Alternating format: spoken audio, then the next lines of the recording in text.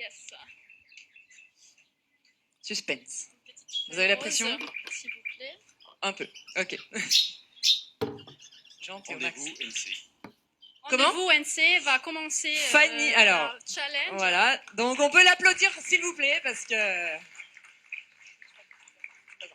Donc, Fanny Valin, donc, elle a donc le site rendez-vous.nc. Alors, je vais mettre, voilà, hop, donc c'est Fanny qui va nous présenter. C'est une plateforme en fait de prise de rendez-vous en ligne. Donc elle va ouvrir le bal. Et maintenant, on va devoir, vous allez devoir piocher la thématique sur laquelle Fanny va devoir pitcher. Donc c'est un petit post-it jaune. Ah, le post-it jaune.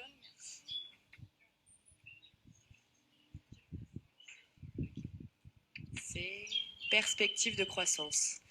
Perspective de croissance. Donc en fait, la perspective de croissance, Fanny, tu vas devoir nous expliquer quelle direction tu veux faire prendre à ton projet pour qu'il se développe sur le moyen et sur le long terme. Ok? Donc, on va se mettre en place pour faire partir le chrono qui est là. Donc, n'aie pas peur, à la fin, il y a un coq qui va chanter. Ça veut dire qu'il faudra que tu arrêtes de parler. Ok? T'es prête? On peut l'encourager, s'il vous plaît, parce que c'est la première fois qu'elle pitch. Et en plus, elle ouvre le bal. Donc, voilà. Merci.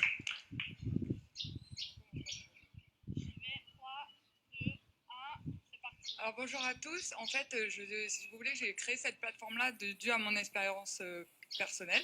En fait, on est tous dans le même cas. On arrive des fois, on veut appeler un médecin, etc. On ne veut pas prendre rendez-vous, on a mal au dos, etc. Et on n'arrive pas à prendre de rendez-vous. Et je trouve ça inadmissible en 2020 qu'on ne puisse pas prendre rendez-vous quand on veut, où on veut, même à la plage ou à n'importe quelle heure. Et donc j'ai regardé sur Internet, je me suis dit, bon, je vais regarder, il y a bien quelque chose qui existe ailleurs. Donc en France, il y a une plateforme qui existe, Doctolib. Et je voulais créer en fait la plateforme Doctolib, mais plus. Pourquoi? Parce qu'en Nouvelle-Calédonie, on est 250 000 habitants.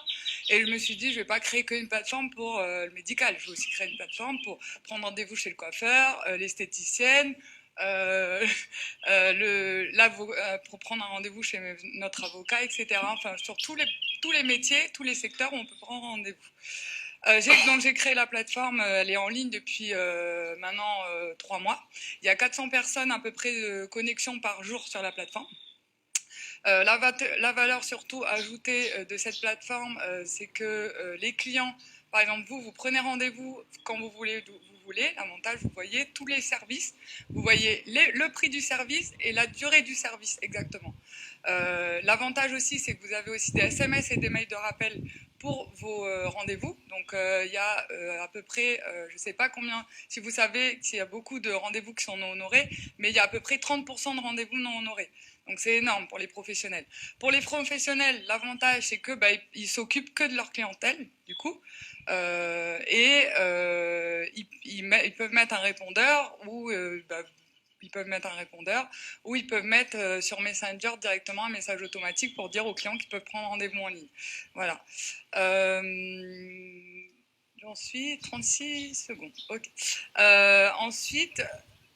Voilà. Alors, pour l'instant, donc j'ai 40 professionnels qui sont sur la plateforme, de tout secteur en fait confondu. En fait, l'idée, c'est vraiment d'en mettre 3 ou 4 sur chaque secteur pour que tout le monde puisse prendre rendez-vous, aussi bien pour son coiffeur, son ostéopathe que tous les secteurs. Et ensuite, j'ai vu que la solution n'existe pas à Tahiti, donc j'aimerais pourquoi pas l'étendre en fait sur d'autres pays du Pacifique. Bon, ça c'est un peu plus en long terme.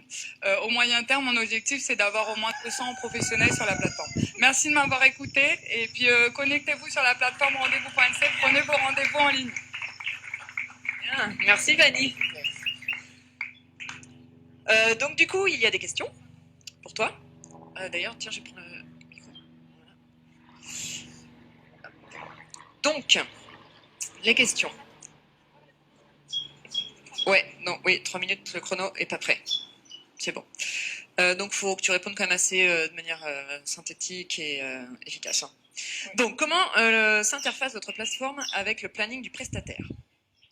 Alors, bon, il y en a beaucoup en Nouvelle-Calédonie, heureusement pour nous, c'est qu'il y en a beaucoup qui ont des agendas papier. Donc l'avantage, c'est que là, on arrive, on leur installe et c'est en ligne en fait. Donc ça, c'est la solution la plus simple. La deuxième solution, les médecins, où ils ont souvent des logiciels et on essaye de créer tout simplement une API et voir si on peut l'interfacer avec rendez-vous.nc. Ok. Quels sont tes revenus? Enfin, quels sont les revenus pour toi? Comment je suppose que c'est quel est le business model? Comment tu te rémunères, quoi?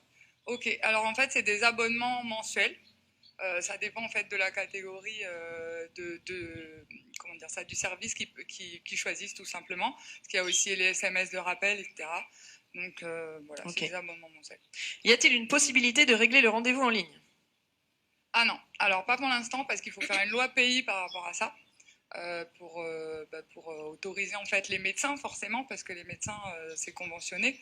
Bon, je parle surtout des médecins parce que c'est la plus grosse problématique, mais pour l'instant c'est pas envisageable. Ok. Pourquoi Doctolib n'est pas en NC? Alors on les a contactés, mais ils sont pas en NC parce que tout simplement ils s'attaquent au marché européen.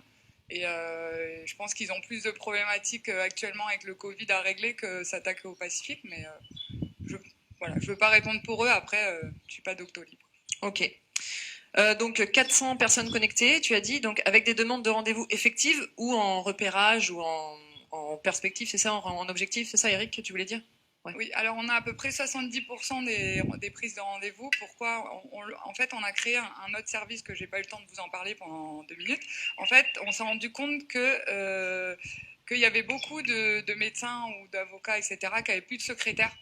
Et en fait, on a monté une centrale téléphonique aussi, en plus, pour répondre à ce besoin-là. Donc du coup, en fait, on prend tous les appels téléphoniques des professionnels parce que le logiciel, enfin rendez-vous.nc permet en fait de tout faire en ligne. Donc nous, on rentre les rendez-vous, notre secrétaire rentre les rendez-vous et le médecin, il le voit directement. Donc on fait du télésecrétariat à distance. Combien de professionnels pour être à l'équilibre financier? Il faudrait au moins 80 professionnels. Ok. La perspective est-elle locale? Perspective de croissance, je suppose? La perspective, pour l'instant, elle est locale, oui. Après, comme je l'ai dit tout à l'heure, j'aimerais bien m'étendre dans le Pacifique, notamment à Tahiti. Donc, s'il y a des gens de Tahiti qui connaissent du monde, je suis ouverte. Voilà. Eh bien, voilà. Parfait. Merci. Merci Fanny.